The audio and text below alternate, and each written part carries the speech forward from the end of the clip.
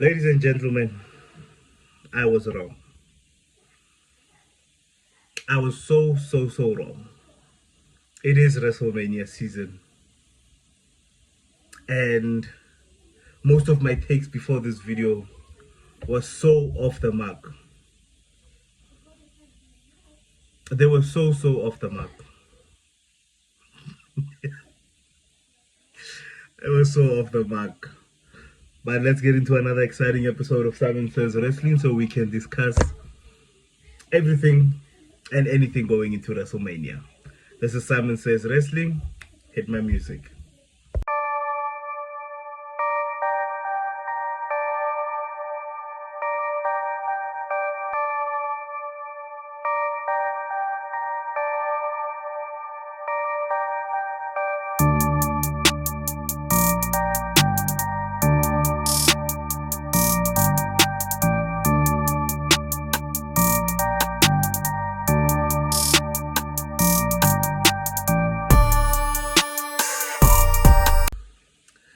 Ladies and gentlemen, welcome to another exciting episode of Simonsays Wrestling. Thank you all so much for the subscriptions. Thank you so much for the likes. Thank you so much for everybody that's been following me on all my socials. It's absolutely free. It's absolutely free to hit the subscribe button on my channel. Absolutely free to hit the share button, notification bell, and share the channel. And let's talk more wrestling, ladies and gentlemen.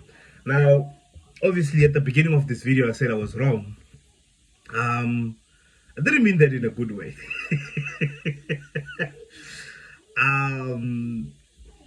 I didn't mean that in a good way, and I'm genuinely not surprised at anything that's happening in the WWE at this point in time. So, obviously, the first major story that we're gonna be getting into is Randy Orton versus Cody Rhodes.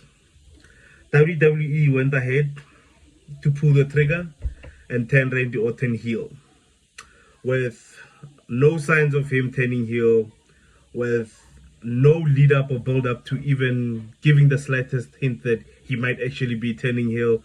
They decided to pull the trigger. Sounds kind of familiar, doesn't it? I could have sworn we went, oh yeah, Cody Rhodes got turned on by John Cena. And Cody Rhodes is bleeding again. Sounds... Wait, didn't The Rock make Cody Rhodes bleed on his way to WrestleMania? Huh. I don't know, could be a coincidence. Could be that I'm overthinking things. But Randy Orton is officially a heel. I feel like we need to start using the term loosely nowadays. What is a heel? What is a babyface? To me, those terms have been grossly slandered and bastardized. Sorry for the huge words. But it seems that a babyface is someone the company agrees and thinks that they can head the company going into the future. And a heel seems to be the person that everyone, even fans around the world, believe should be heading that company going forward. So do we have a new definition of heel and babyface? Under this Triple H era, I think we do.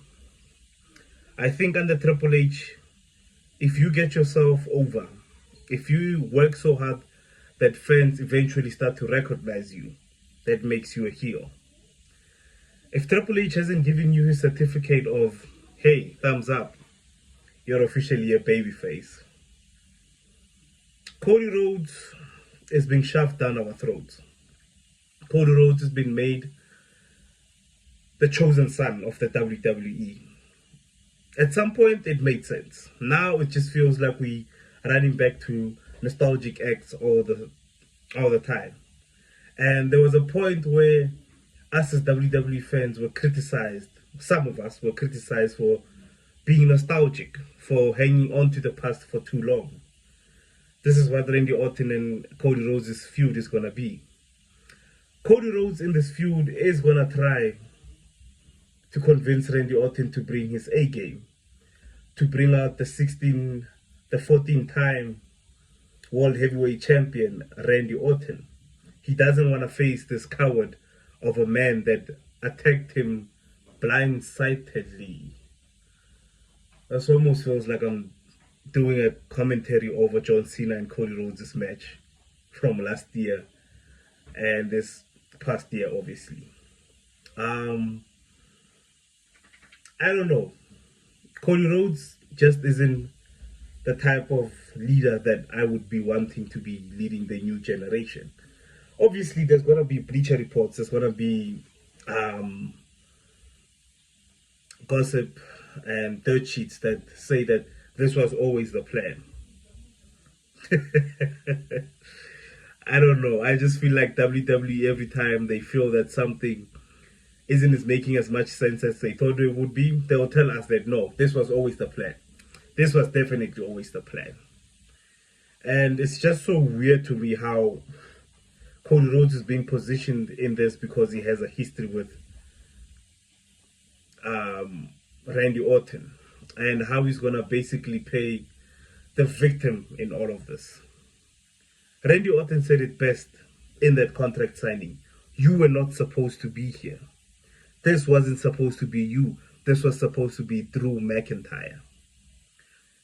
And they can make as many excuses as they want. The fact that Drew McIntyre is going to be shooting a movie soon, Drew McIntyre is probably going to be off for a while. How many times has Roman Reigns taken a day off? I mean, Cody Rhodes shot Street Fighter while he was still the Universal Champion. So I don't know. It just seems that certain favors tend to play in certain people's laps and favors them more than it does other people. Randy Orton is a heel / babyface / marquee guy. Like at this point in time, I don't even know what to classify Randy Orton as. I just know he's Randy Orton, and he's basically tapping in back into the shades of 2009. Obviously, he had to turn heel, or Cody Rhodes had to turn heel. I don't know. I don't think at this point in time they'll ever allow Cody Rhodes to turn heel. Everything that he's going to do that's grossly weird to Randy Orton is going to be justified because Randy Orton did it first. And Randy Orton is just on a rampage now where he's tearing through superstars, and it's going to be hard for us to boo Randy Orton. I won't even lie. I've made a post about this. I'm not even going to try and boo Randy Orton. I'm not even going to try to say that his actions are not justified. Randy Orton needs to do what Randy Orton needs to do to get number 15. And at this point in time, if he dethrones Cody Rhodes, that will be a bonus for all of us. But we all know the Golden Boy has been selected for Wrestlemania and probably won't lose the title. As wild and as crazy as this run is for Randy Orton, I fear that it's all for nothing. I think it would have been better if Randy Orton had turned heel at WrestleMania to get the title off of Cody Rhodes, to pull off this heinous act at WrestleMania. Like, what is it with the WWE and losing the art of cliffhangers? Imagine a cliffhanger so big that Randy Orton turns heel at WrestleMania, dumps Cody Rhodes, busts him open, RKO's him and punt kicks him in the head, takes the Universal Championship, and that's how we end off night 2 of WrestleMania. I don't know. That for me makes more sense than turning Randy Orton on a contract signing. I basically would have loved to have the interaction where Randy Orton looks at Cody Rhodes' title now, this point in time. I would have loved to have them had a tag team match, have a misunderstanding, have Cody Rhodes actually bump in or beat or in any way cause the match, obviously hitting Randy Orton, it being unintentional, but at the end of the day, building up to Randy Orton turning heel. Yeah, the other big thing is Roman Reigns needs his cousins now more than ever, since, well, he's not going to be appearing on any of the major episodes going into WrestleMania. When the Usos came out to try and make CM Punk apologize for what he said about Roman Reigns' father, I get that it's disrespectful. I get that it's basically a low blow in a promo war that none of us at this point in time are just asking ourselves, what is the point of all of this? they tried to give us a point in saying that it's been 10 years of animosity. I haven't known any 10 years of animosity between Roman Reigns and CM Punk. I've known of 10 years of animosity between CM Punk and Seth Rollins. But now we're trying to push this feud into someone being personal. And obviously, for me, like I said, I'm enjoying at this point in time, and it's only a week old, I'm enjoying Jacob Fatu's and Drew McIntyre's feud more than I am the promos. I won't even lie. The promos is just a regurgitation of everything that we've been saying about these two gentlemen over here, whether it be good or whether it be bad. Same way Roman Reigns has been hearing it for the past 5 years. Jey Uso will never be the tribal chief. There was a point where he could have been the tribal chief, but that's not the point of this conversation that I'm having. He's a part-timer. Yes, of course he is. He's acknowledged that, the irony. But at the end of the day, he believes that the work that he has put into this company basically allows him the ability to take off as many days as he possibly can. I don't know if that's right. I don't know if that's wrong. All I know is that it's happening. Bunch of part-timers in the WWE are prospering. CM Punk basically has to carry the story by himself into WrestleMania. Now the Usos are involved.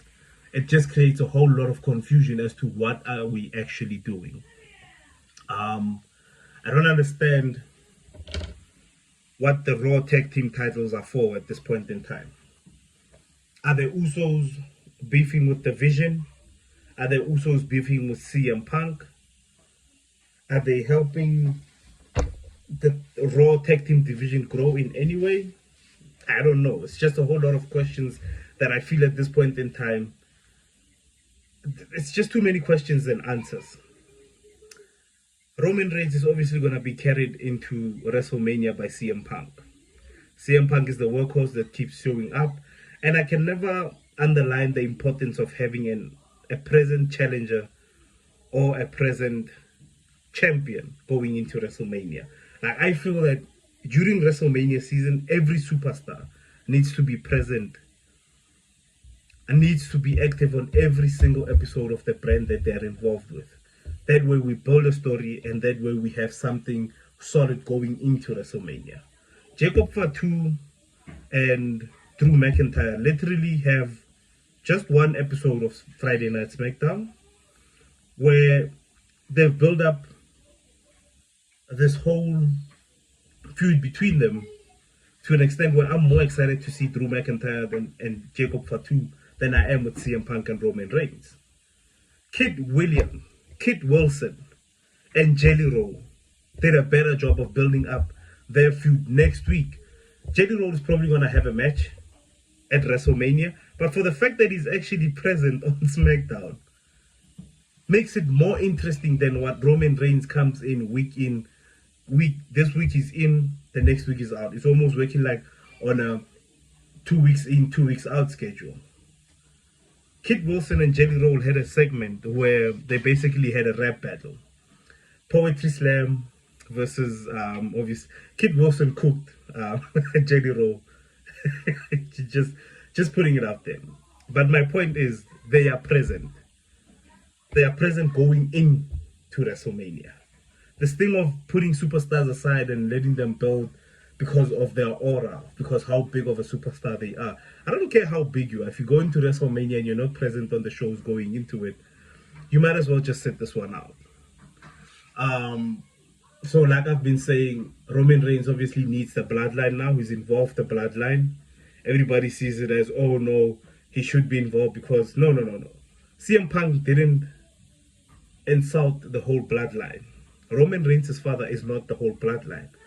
He insulted Roman Reigns. Why didn't Roman Reigns come out and address it himself? And everybody's going to go, no, but he came out the following week. Yes, and that in lies the problem. He came in the following week where the Usos had already come out. The Usos are involved. And I have this weird feeling that going forward, the bloodline is actually going to get involved.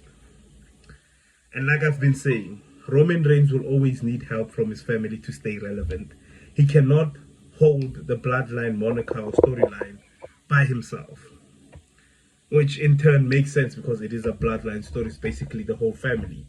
But Roman Reigns is no longer just a single competitor. He needs his cousins by his side to make him more dominant, to make him more relevant. But that's a point that we can all argue with going forward. I don't know. Sometimes I've just been told that I'm being a Roman Reigns hater, but it's not hate. It's facts. It's the fact that this man has now enlisted the help of his family to deal with CM Punk. Anyway, Jade Cargill has two women by his side now, in Michin and BFAB. Honestly, didn't see that one coming. I want to see how they play this one out and explain the reason why BFAB and Michin decided to join Jade Cargill. I'd say the only thing that makes sense to me is the fact that Rhea Ripley is actually from Monday Night Raw, and she's trying to take over SmackDown territory, and they believe that nobody from Monday Night Raw should be trying to make SmackDown their place. Doesn't matter how big she is at Monday Night Raw. I think they're trying to assert the dominance of Friday Night SmackDown over Monday Night Raw. That's the only plausible one that I can think of. Other than that, I'd say they were beaten to submission. Jade Cargill was on some like, I'm going to beat you guys until you see the vision and until you guys start to join forces with me. And that's obviously one of the other explanations and one of the more stories that I'm looking forward to obviously unfold going into WrestleMania. The explanation as to why BFAB and Michin joined Jade Cargill. Obviously, Rhea Ripley, for me personally, it doesn't need the title, but Jade Cargill needs the competitors on Rhea Ripley's level. Like, I feel like this is the first solid challenger that Jade Cargill is getting and can actually test and put it to the limit and see what she has as a champion. Rhea Ripley is a great in-ring competitor, and as we've seen in the past couple of weeks, as much as there's been profanity in their promos, they've been going head to head, and Rhea Ripley is actually quite good on the mic. Obviously, as a superstar, Rhea Ripley is way bigger than Jade Cargill, but I think this is the first real challenge that Jade Cargill is getting, and I'm excited to see how the match pans out. And are we now officially turning Jade Cargill into a full-blown heel, a normal heel, or is it just the heel that we are now having to redefine as WWE fans? The other big story that I wanted to get into was the Wyatt Six costing the MFTs the tag team championships, and finally the lantern is starting to be acknowledged as a tool that is affecting Solo Sikoa. Been long overdue. It's, for me, taken way longer than it should have, but I guess they're building up to a slow build, and the fact that it was said this week on Friday Night SmackDown that lantern is starting to affect you, I think it's time you gave it back to the Wyatts. This is the kind of storytelling that I'm interested in. The fact that when something is been taken from a certain family, it will have a different effect on the new family that it's been with. And that lantern, ladies and gentlemen, can be used in so many great ways, in so many psychological ways, in so many spooky ways that it can be having an effect on Solo Sikoa. Like, at this point in time, I just needed to start making Solo Sikoa crash out. I needed to make Solo Sikoa question himself as, could he have been the next tribal chief? Would it have been better if he had just kept quiet and never spoke and just been the solid soldier that he was and kept quiet and was just being a dominant force? I need that lantern to start playing tricks and mind games with Solo Sikoa. I enjoyed seeing that segment where he started crashing out on this whole group. It wasn't justified because there was a distraction. But at the end of the day, that it was acknowledged that the lantern is starting to have an effect on you. I like, immediately when they said that, I was like, yes, finally. The one prop that he's stolen from the Wyatt family is being acknowledged with its influence on Solo Sikoa. And I won't lie, I'm a bit more interested as to how this all ends up. I mean, I'm a bit interested in seeing how it starts to basically affect Solo Sikoa. And as much as I would love to see the effects that it has on Solo Sikoa, I need to have the same effects on Uncle Howdy. Uncle Howdy needs to be weak needs to be vulnerable and needs to be very, very confused without that lantern. The way that this lantern can be positioned as one of the most powerful tools in the WWE is that it can have effect on both the leaders of the Wyatt Six and of the MFTs. But at the end of the day, we'll see how they play this one out and what they decide to do with it. But at the end of the day, I'm saying, I'm just happy that they're acknowledging the fact that that lantern has an effect on Solo Sikoa.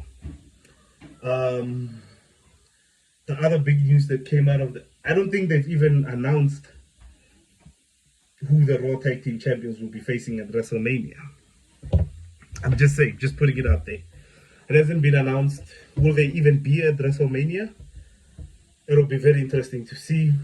AJ Lee versus Becky Lynch seems to be the direction that we headed into.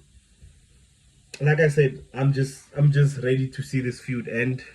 I'm honestly just ready to see this feud end. Also just wondering whether AJ Lee will also be just a part-time champion or will she actually be actively participating in this feud going forward. The SmackDown Women's Tag Team titles, I think they've changed hands again. The Bella Twins are now your SmackDown Tag Team Champions. Hot potato with the Women's Tag Team Championships on Friday Night SmackDown. It's very hard to even focus as to what the main goal of those titles are at this point in time.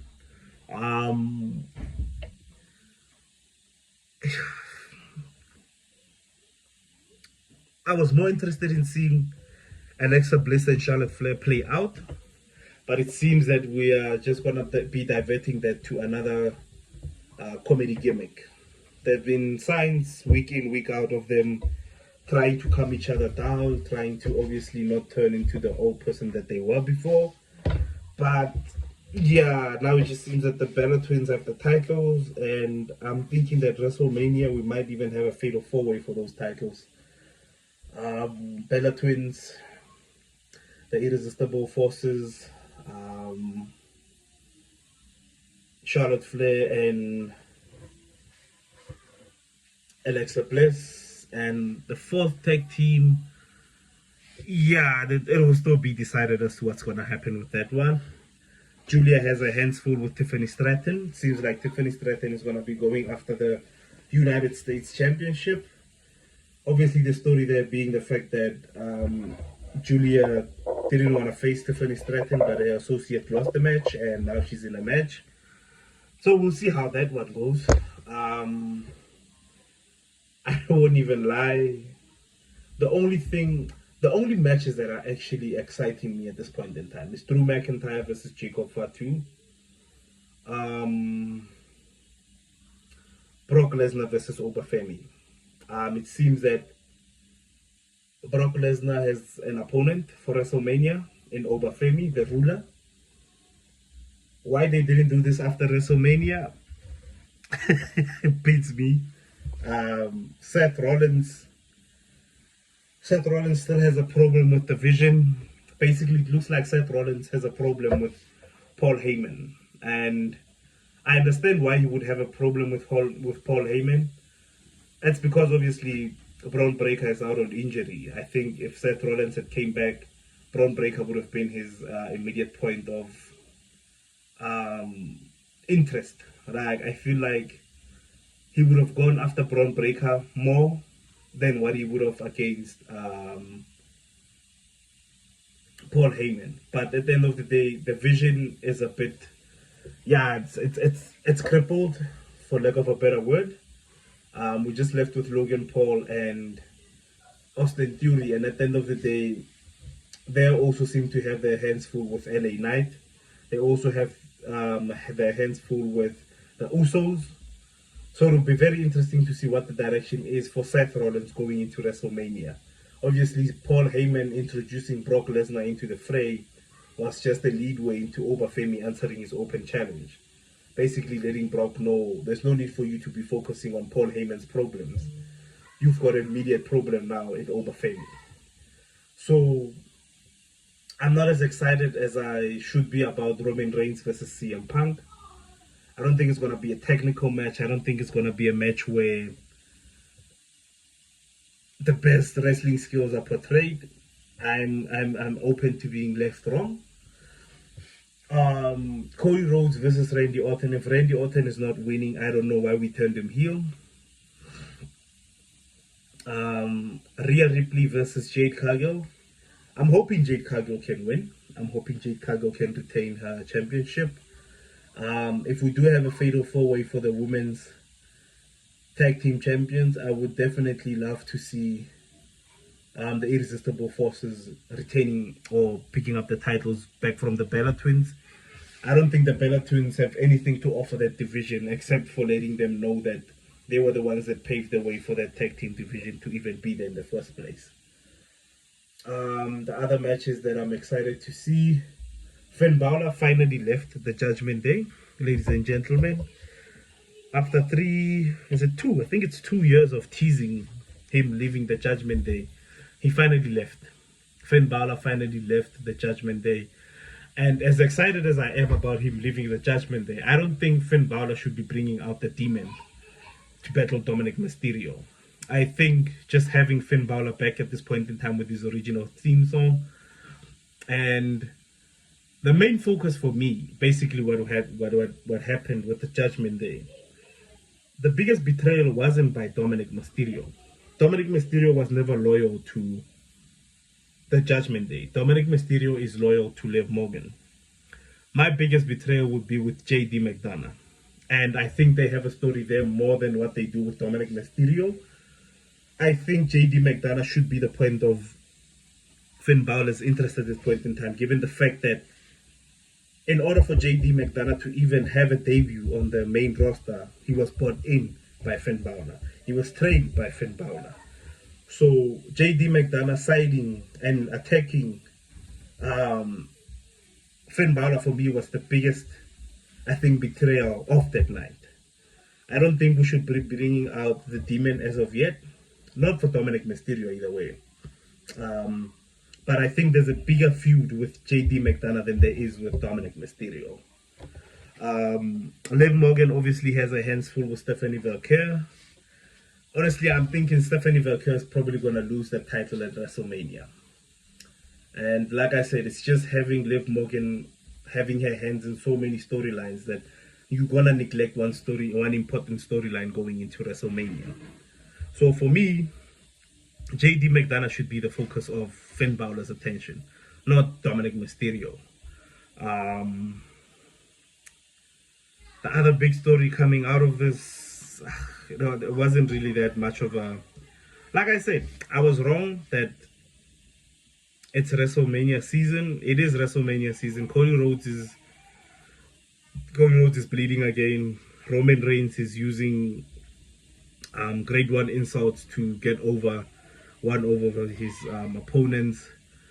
Yeah, it just feels like we're stuck in a train loop. But for me, personally, Jacob Fatu versus Drew McIntyre, Brock Lesnar versus Obafemi, and if they do have it, I would definitely love to see Finn Balor versus JD McDonough at WrestleMania, or even a handicap match. That would be more reason to bring out the Demon, but I don't think we're at a point where we can bring out the Demon, because the Demon obviously was a character that was raised when Finn Balor had incredible odds. It would be great if you brought it out for JD McDonough and Dominic Mysterio. That would obviously cement them as big characters, but I don't think it's time for Finn Balor to be bringing out the Demon as of yet. But yeah, a lot of things happening going into WrestleMania. Not as excited as I should be. That still hasn't changed, because anything and everything that's happening, it's just like,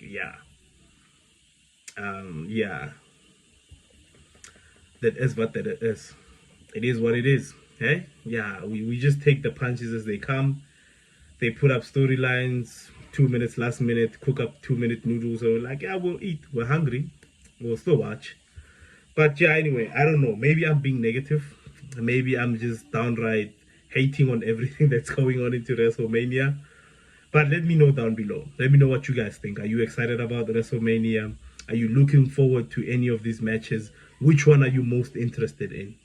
And ladies and gentlemen, thank you all so much. Don't forget, if you've made it this far in the video, hit the subscribe button, hit the notification bell. We are officially at 85 subscribers. We're at 85 subscribers. I checked just before I recorded this. We just need 15 more. We just need 15 more, and we're gonna be at 100.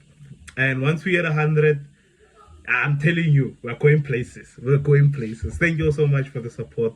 Thank you all so much for the interactions. Thank you all so much for the likes. Thank you all so much for the subscriptions. To the 85 subscribers that have subscribed to the channel, thank you all so much. Tell your friend to tell the other friend to tell the other friend to come subscribe to the channel. Thank you all so much for the support. And as always, Simonsays Wrestling. Peace.